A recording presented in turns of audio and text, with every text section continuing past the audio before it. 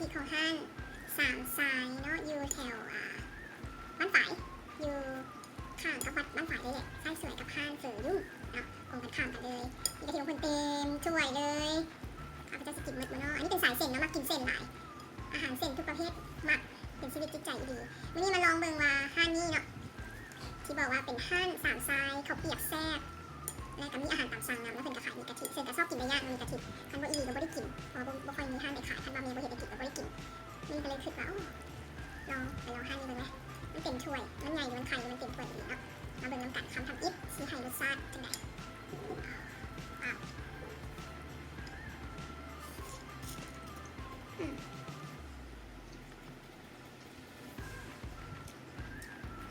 หอมกะทิเนาะเส้นหมี่เพิ่นโบแล้วบ่เละเส้นหมี่เพิ่นพอดีแซ่บเนาะลวกพอดีมาผสมกับน้ำมีกะทิก็พอดีเลย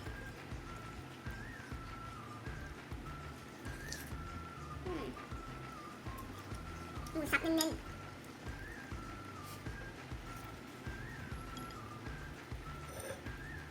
ถ้ามาคั่วกับกะปิมันจะหวานเนาะ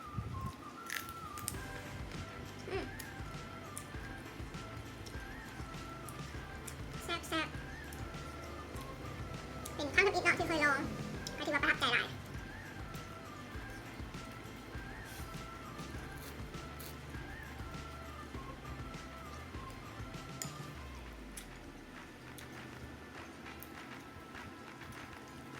เพิ่นบ่ใส่ลูกซีนเนาะแต่ว่าเพิ่นใส่หมูสับแล้วก็ใส่เลือดต่อเลือดมันบ่มีลูกซีนนี่ค่ะนี่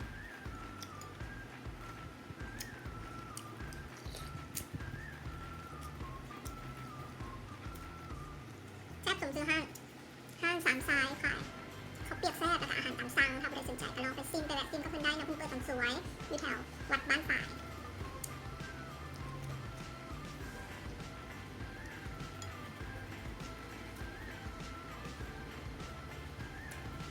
มาตัดมะเขือเทศกัน